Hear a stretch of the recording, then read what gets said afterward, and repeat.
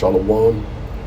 I want to give all praises, honor, and glory to Yahweh, Bahashem, Yahabashai, Bahashem, Rakha Kodash. I want to give double honors to the apostles and elders of Great Millstone, because those are the men who I learned this truth from through the spirit and power of Yahweh, Bahashem, Yahabashai. Yahweh is the true name of the God of Israel. Yahabashai is who the world ignorantly calls Jesus Christ, but his one and only true name is Yahabashai. And pretty much I'll be going over Philippians, the 2nd chapter, and pretty much that chapter goes into wanting to be like Hamashiach Yahabashai, which, you know, we all striving to do that, but we can never come close to that until we are changed through Yahweh, through Yahabashai, when we get those new bodies. All right, so when you come into the truth to the best of your abilities, you need to understand that you're a sinner called back to repentance. As much as you would want to be perfect, and as much as you would want to keep the law, and you know, you may get mad at brothers because you want them to keep the law as well. You know, we're both sinners at the end of the day. We need Yahabashai. All right, but that's still not a license to add sin to sin. But without further ado, I may or may not segue between the KJV version and the NLT version. All right, so we're going to kick it off in the KJV version. This is Philippians, the 2nd chapter, and as you can see the headline on the blue letter, it says, "Be like Hamashiach." All right, so here at Great Millstone, what you're going to notice is we don't say Christ. All right, it says Philippians, the 2nd chapter, verse 1. It says, "If there be therefore any consolation in Hamashiach." Now, before we even continue, one thing you need to understand is you can't skip over particular words. If you don't understand a word, it's all right to ask, you know, the apostles, the elders, or a brother of Great Millstone, right? You know, what it means. But more importantly, go into the word yourself.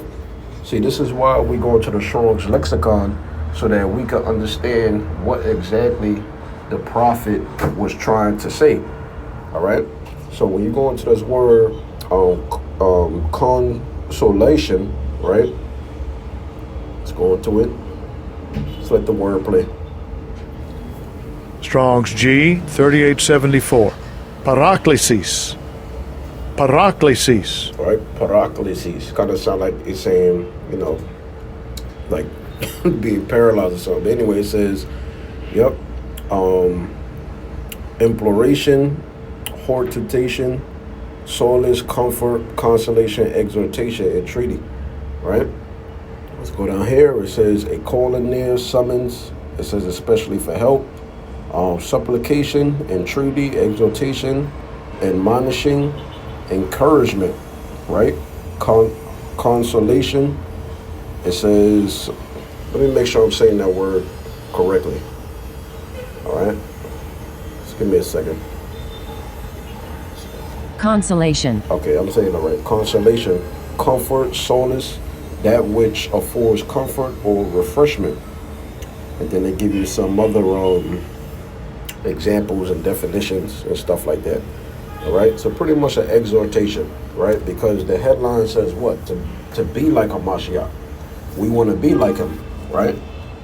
It says, I'm reading again, Philippians 2:1. If there be therefore any, the any is referring to Israelites that come back to Yahweh through Yahabashai, and you have faith in them both, right? So if you turn back to the Most High through Yahabashai, you have faith in Yahabashai. It says consolation in Hamashiach. If any comfort of love, if any fellowship of the Spirit, if any bowls and mercies, it says, fulfill ye my joy that ye be like-minded, meaning you got to believe on the same gospel and doctrine, because the elect will have the same mindset ultimately, right? You may have personal differences, you know, things that interest you according to the flesh on your downtime, on your leisure time. But when it comes to being spiritual, you know, all of us are supposed to be the same, all right? It says, having the same love, being of one accord, of one mind. So now let's read this in the NLT version, right? Philippians, the 2nd chapter, in verse 1. And now the headline says what?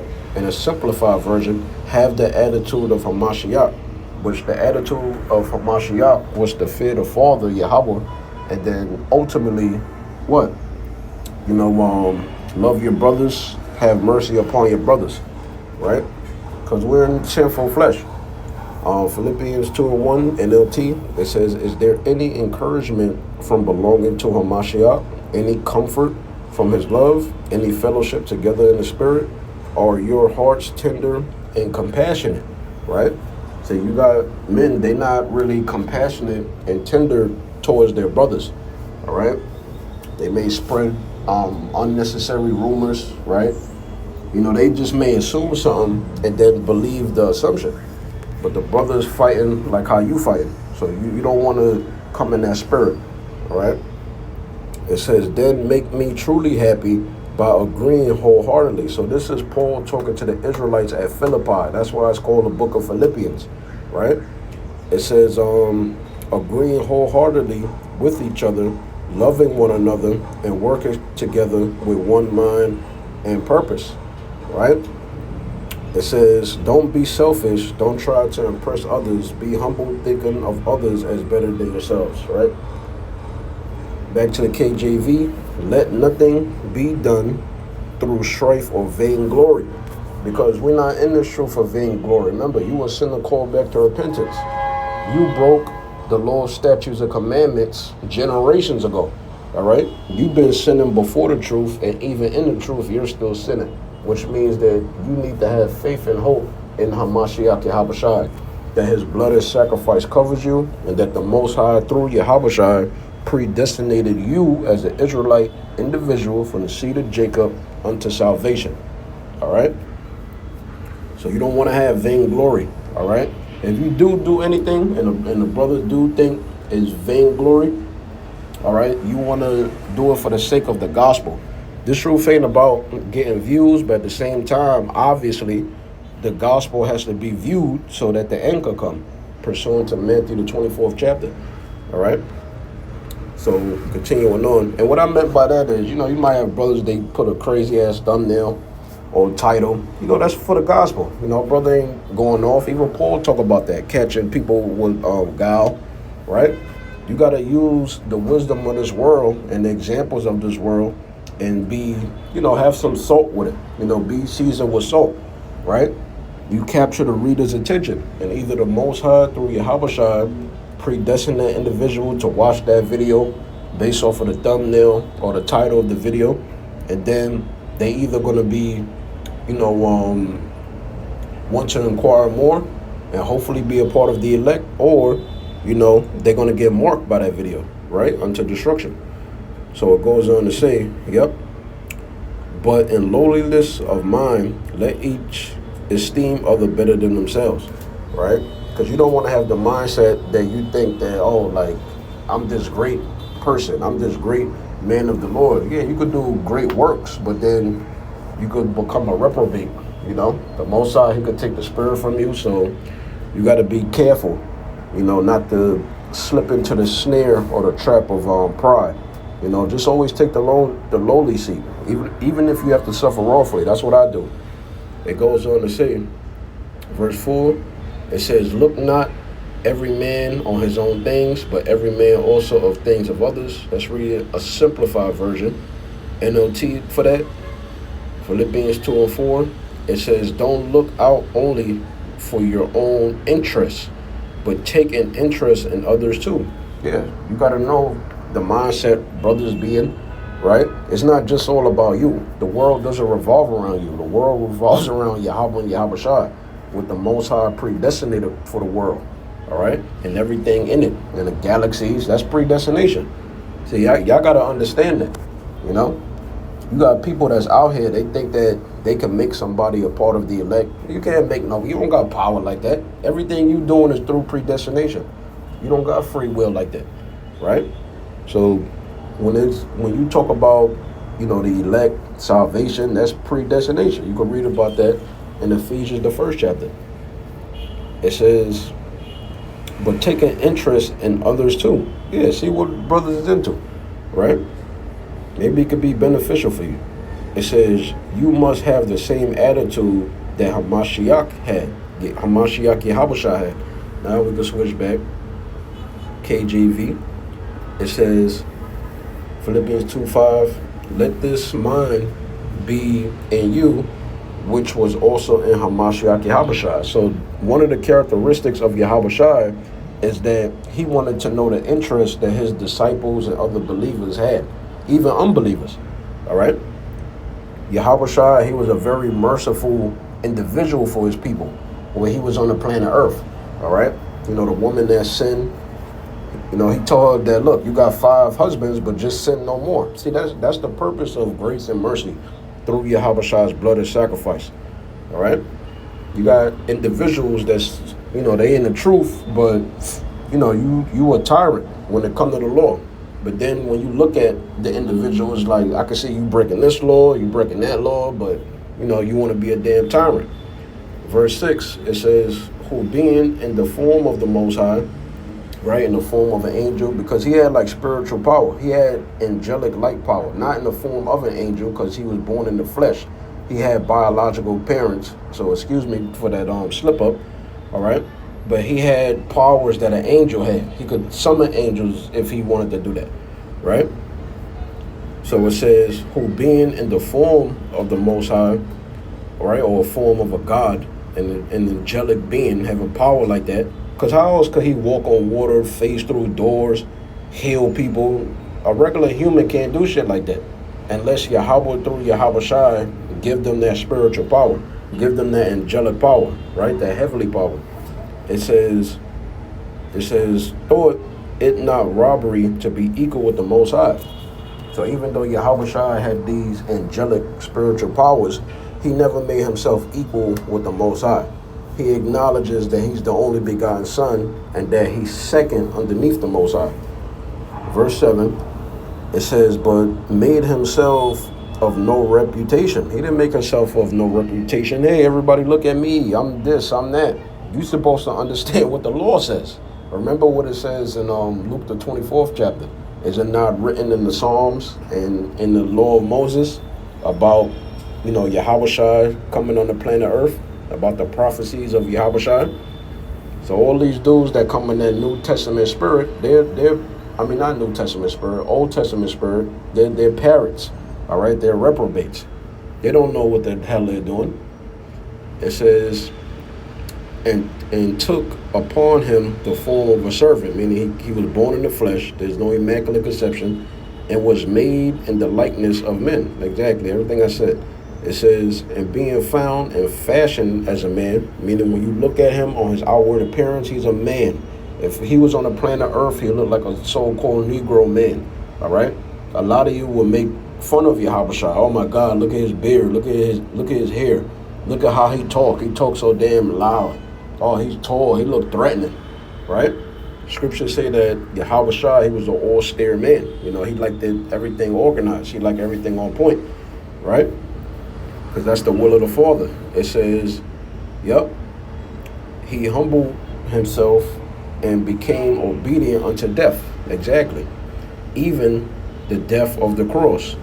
Wherefore the Most High, Yahweh, also have highly exalted him. He's the only begotten Son, right? And given him a name, Yahushua, which is above every name. Which is why I have this here, all right? The name Yahushua is above Yahshua, Yahushua, all them stupid ass Yiddish names. It's above Jesus. It's above, you know, Jesus and any other stupid ass name. Those names are stupid. The name that you should be calling upon as an Israelite that wants forgiveness from the Most High through Yahushua's blood and sacrifice is Yahushua. All right? So now let's jump back. It says, I didn't mean to click that. Shalak. All right, Philippians 2 and continuing on, it says, unto death, even the death of the cross. Let's go to 10, because I read 9. It says that at the name of Yahushua, that's the name that's supposed to be there, every knee shall bow, of things in heaven, all the angels, all the archangels. Yahushua is above all the archangels. All right, he's above every angel. It says, excuse me, Yep, and things in the earth, right? The people, the heathens, it says, and even his people. It says, and things under the earth, right? Animals, everything. It says, and that every tongue should confess that Yahushua HaMashiach is Lord, to the glory of the Most High, the Father. Wherefore, my beloved, as ye have always obeyed, right? The beloved is the elect of the nation of Israel, right? The believers that heard Paul preach and they started to believe. That's who Paul is talking to, the Israelites at Philippi. It says, as ye have always obeyed, not as in my presence only. It's not just about obeying in the presence of the men of the Lord. You know, the apostles of Great Millstone. You know, you got individuals that's like that. You know, you at camp, you know, they quiet the whole camp. And then, you know, the apostles, they may ride around a car or whatever, going to their camp spot. Now, you know, they want to make every damn point and stuff like that. Like, man, get out of here. You're not supposed to be obeying with just eye service and man pleasing. You got too much of that going on. All right? You're supposed to believe for yourself as an individual in this truth. A lot of people, they don't understand it. Then when the Most High challenges you to display your faith, now you fall out. Now it's the men of the Lord's fault. Right? Oh, these guys ruined my life. No, you wasn't fully persuaded. It says, not as in my presence only, but now much more in my absence. Yeah, you're supposed to be meditating on these prophecies. You don't think you need Yahushua to come back? You only want Yahushua to come back on a Saturday? Come on, man. It says, no, you got individual. They haven't done a damn video in 9-10 months. It's crazy. It says, but now, much more in my absence, work out your own salvation with fear and trembling. Don't you believe? Didn't Yahushua say, occupy till I come? You can't do 3 damn videos a week. It's ridiculous at this point. It says, for it is the Most High which worketh in you, both to will and to do of his good pleasure. Yeah. You know, to give us those blessings in Deuteronomy, the 28th chapter, from verses 1 through 14. The blessings of the kingdom of heaven, all right? The prophecies and blessings of being in that new covenant once we change out of these earthly bodies through Yahushua, right? That's the Most High's pleasure, all right? To exalt his people on top through his son. It says, do all things without murmurings and disputings. Let's read that in the NLT version. Sorry for that dog. Philippians 2:14, do everything without complaining and arguing, right? That's stuff that women do. It says so that no one can criticize you. Exactly. What's somebody gonna say about you? Oh, I don't like how he, I don't like how this brother look at me. Oh, he act like this, he act like that. But what's his fruits according to the Spirit though? All right then. It says so that no one can criticize you. Live clean, innocent lives as the children of the Most High, shining like bright lights in a world full of crooked and perverse people. It says, hold firmly to the word of life. Then on the day of Hamashiach's return, I will be proud that I did not run the race in vain and that my work was not useless. That's the mindset you should have, right? Because Yahushua going to come back to reward every man, as it says in Revelation, the 22nd chapter, according to his own works, right? So if you lazy and slothful and lukewarm and you a tyrant and stuff like that, you're going to get rewarded like that, to be destroyed. So it says, I'll just read 18. It says, for the same cause also do ye joy and rejoice with me. Now the topic is switching. Now it's going into Timothy and this individual with this Greek name. Let's see how you pronounce this. A lot going on in the background, Salakia. Epaphroditus. All right, that's how you pronounce it. So it's Timothy and this individual that were disciples under Apostle Paul, right? 19, it says, but I trust in the Lord Yahushua to send Timotheus shortly unto you, right? A man that was raised and groomed by Apostle Paul in the Spirit, right? It says that I also may be of good comfort when I know your state. For I have no man like-minded who will naturally care for your state, right? Let's read that in the NLT. There's a lot going on in the background. Okay, verse 19 again, NLT. If the Lord Yahushua is willing, I hope to send Timothy to you soon for a visit. Then he can cheer me up by telling me how you are getting along.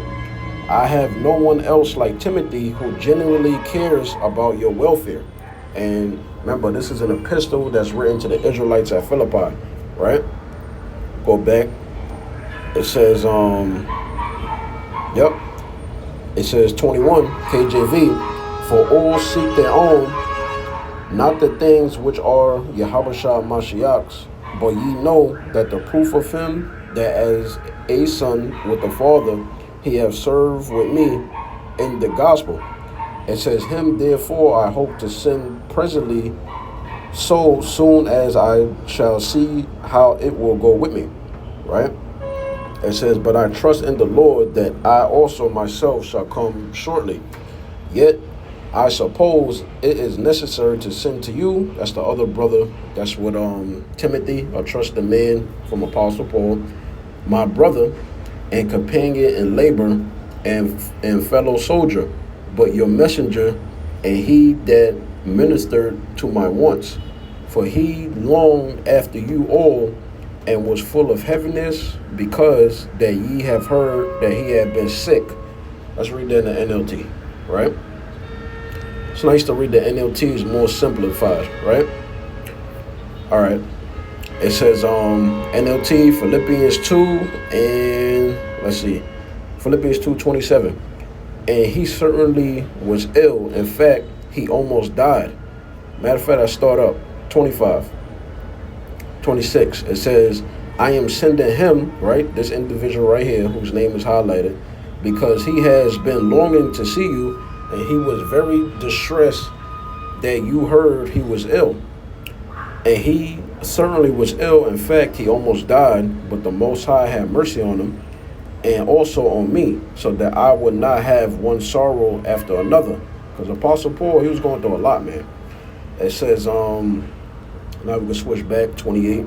It says, I sent him therefore the more carefully, that when you see him again, ye may rejoice, and that I may be the less sorrowful, right? Have one less headache.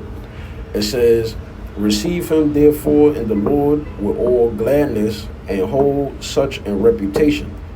It says, because for the work of Hamashiach he was nigh unto death, not regarding his life to supply your lack of service toward me, right? So you got brothers that's like that, you know? They may go through an illness. They like, look, I don't want to miss camp. Look, I gotta fulfill this spiritual sacrifice. You know, to hell with my flesh. I gotta fulfill the will of the Lord. That's what's more important. See, these are examples of putting Yahweh and Yahweh Shai on top and spreading forth this gospel and doctrine. All right, I'm about to finish it off. NLT 29. It says, welcome him with Christian love. We know the original Christians, pursuant to Acts the 6th and the 11th chapter, were Jews that followed the Messiah. More importantly, Israelites as a whole, right? Which would be the so-called Negroes, Hispanics, and Native American Indians, our seed line, right? It says, and with great joy, and give him the honor that people like him deserve. Yeah, man that's sick, he about to die, and he's like, look, man, to hell with my illness, even if I die, fuck it, I'm still going to glorify the Lord and follow my guides in this truth, which is, you know, the men of the Lord. Back during this time, it was Apostle Paul, right? It says, for he risked his life for the work of Hamashiach, and he was at the point of death while doing for me what you couldn't do from far away. And this dude actually reminds me, you know, of a brother that passed, all right, that used to be in the main camp, in the New York camp, all right, because, you know, he also was ill. He used to come to camp, you know, with a cane, and he still did the work of the Lord, and he always, you know, cared for others, all right? So that's pretty much it. Lord willing, he was edified in the spirit. Shalom.